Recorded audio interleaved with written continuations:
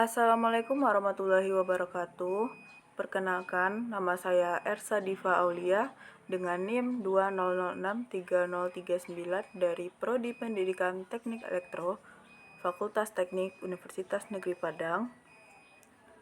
Baiklah, pada video kali ini saya akan menjelaskan tugas mata kuliah Elektronika Analog dan Digital sebagai tugas pengganti ujian akhir semester ini. Baiklah, materi yang pertama yaitu mengenai sistem bilangan. Nah, jadi sistem bilangan ini terbagi menjadi 4 bagian. Yang pertama yaitu sistem bilangan desimal, yang kedua sistem bilangan biner, lalu sistem bilangan oktal, dan yang terakhir sistem bilangan heksadesimal. Yang pertama yaitu sistem bilangan desimal. Sistem bilangan desimal merupakan sistem bilangan dengan basis 10, yaitu sistem bilangan yang menggunakan 10 digit angka, yaitu mulai dari angka 0 sampai angka 9, tepatnya 0, 1, 2, 3, 4, 5, 6, 7, 8, dan 9. Selanjutnya yaitu sistem bilangan biner. Sistem bilangan biner merupakan sistem bilangan basis 2 yang hanya terdiri dari 0 dan 1. Lalu selanjutnya ada sistem bilangan oktal.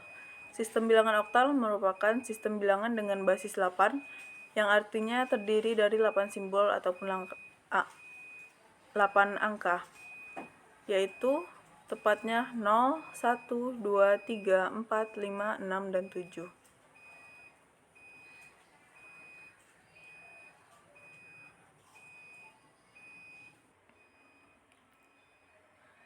Selanjutnya yaitu mengenai aljabar boolean. Aljabar boolean merupakan aljabar yang berhubungan dengan variabel-variabel biner dan operasi-operasi logis. Variabel-variabel diperlihatkan dengan huruf alfabet dan terdiri dari 3 operasi dasar dengan AND, OR, dan NOT atau komplement. Fungsi boolean adalah pemetaan dari Bn ke B melalui ekspresi boolean. Selanjutnya saya akan menjelaskan mengenai hukum boolean. Di sini terdapat pemaparan mengenai hukum-hukum boolean.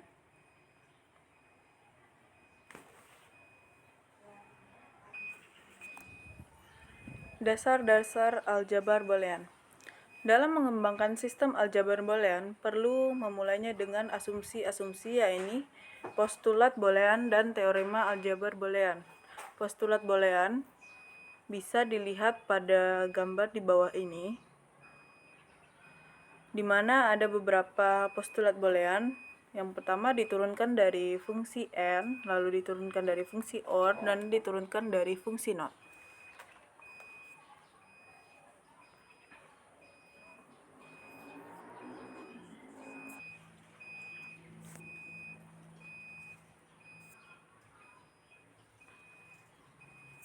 Materi selanjutnya yaitu mengenai aritmatika komputer. Aritmatika dan logis unit adalah bagian pengolahan bilangan dari sebuah komputer. Di dalam operasi aritmatika sendiri terdiri dari berbagai macam operasi, diantaranya adalah operasi penjumlahan, operasi pengurangan, perkalian, pembagian, dan lainnya. Rangkaian utama yang digunakan untuk melakukan perhitungan ALU adalah adder. Selanjutnya itu ada jenis-jenis aritmatika.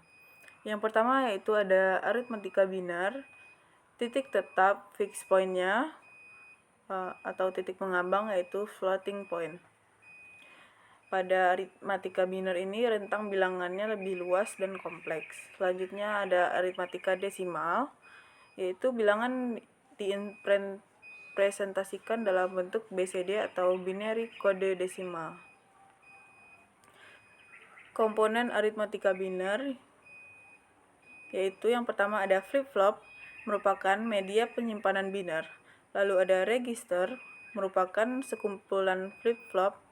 Lalu ada gate, yaitu sirkuit logika, yaitu NOT, OR, AND, dan SOR.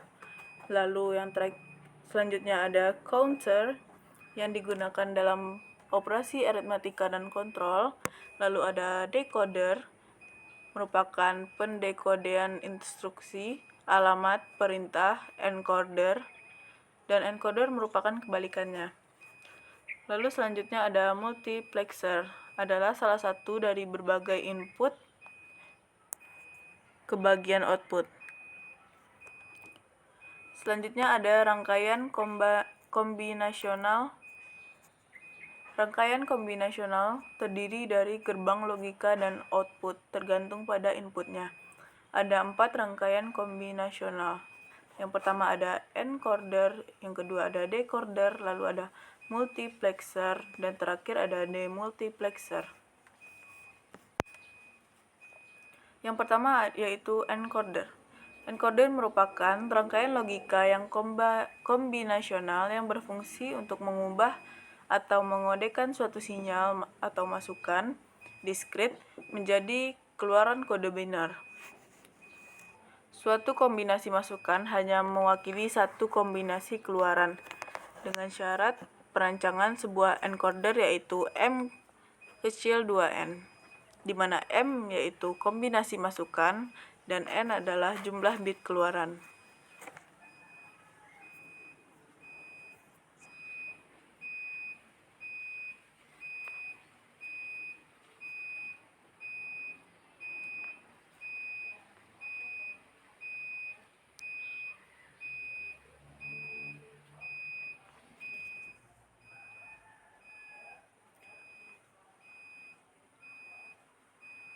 Selanjutnya yang kedua yaitu decoder.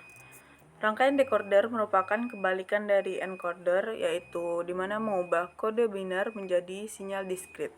Syarat perencanaan decoder yaitu M kecil n kali 2, di mana M yaitu kombinasi keluaran dan N adalah bit masukan.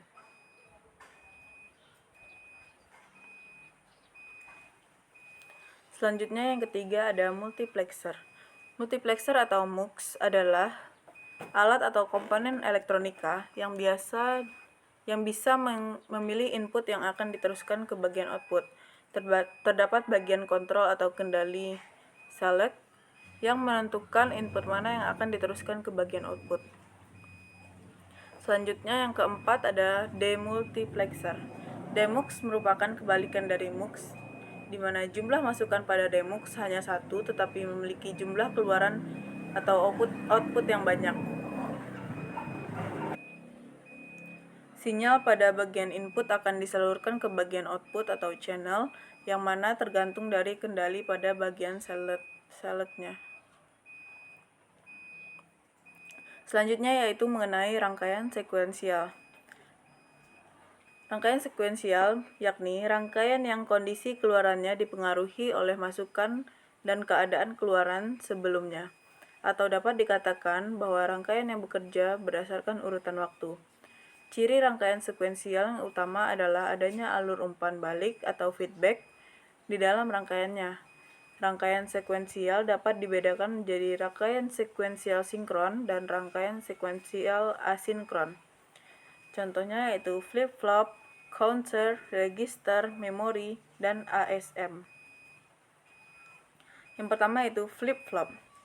Flip-flop adalah rangkaian utama dalam logika sekuensial. Counter, register, memori, serta rangkaian sekuensial lainnya disusun dengan menggunakan flip-flop sebagai komponen utamanya. Ciri utama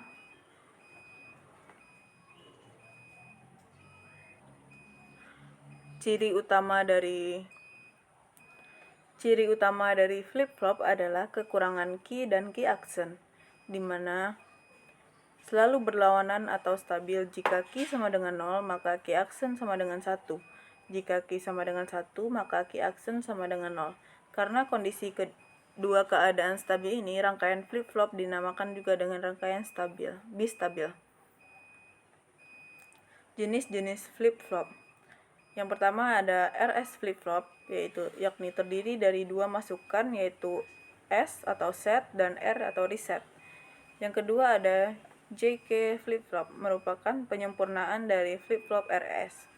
Lalu selanjutnya ada D flip-flop, merupakan flip-flop RS yang memaksa untuk memiliki satu masukan dengan R selalu berlawanan dengan S. Lalu yang terakhir ada T flip-flop, yakni kedua masukannya digabung menjadi satu. Selanjutnya ada counter. Rangkaian counter adalah logika sekuensial yang dapat dipergunakan untuk menghitung jumlah pulsa masuk dan dinyatakan dengan bilangan binar. Lalu ada register, yakni memori berukuran sangat kecil dengan kecepatan akses yang sangat tinggi yang digunakan untuk menyimpan data dan instruksi yang sedang diproses. Selanjutnya ada memori. Memori sendiri adalah pusat dari operasi pada sistem komputer modern yang berfungsi sebagai tempat penyimpanan informasi.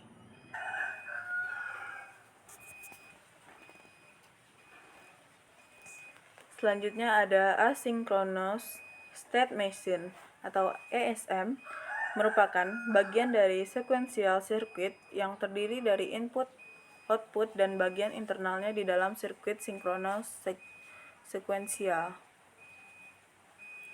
Lalu ada datapad. Datapad merupakan sekumpulan register, yaitu register tambahan dan register penghubung. Fungsi dari datapad yaitu untuk melakukan eksekusi suatu instruksi secara keseluruhan.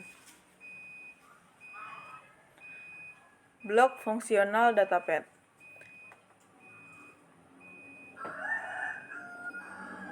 Yakni berfungsi sebagai yang pertama register instruksi atau menyimpan instruksi saat akan dieksekusi, lalu program counter atau PC menyimpan alamat instruksi berikutnya yang akan diambil. Memory address register adalah register yang menyimpan alamat memori dari mana data akan diambil ke CPU atau alamat untuk data yang akan dikirim dan disimpan. Selanjutnya adalah siklus fetch, decode, execute. 1. Mengambil instruksi yang akan dijalankan dari memori dan memasukkannya ke dalam register instruksi. 2. Mengubah isi program counter menjadi alamat instruksi berikutnya. 3. Menentukan jenis instruksi yang baru saja diambil. 4. Jika instruksi menggunakan word di memori, maka alamat memori tersebut dipastikan keberadaannya. 5. Mengambil word jika diperlukan ke dalam register CPU. Dan 6. Mengeksekusi instruksi. Contoh datapad pada beberapa instruksi. Datapad untuk instruksi struk operasi yang dilakukan pada instruksi ini adalah menyalin isi suatu lokasi memori ke dalam lokasi memori utama. Datapad untuk instruksi load operasi yang dilakukan pada instruksi ini adalah menyalin isi suatu lokasi memori ke dalam register. Terima kasih atas perhatiannya dan terima kasih telah menonton video saya. Apabila ada kesalahan mohon maaf. Assalamualaikum warahmatullahi wabarakatuh.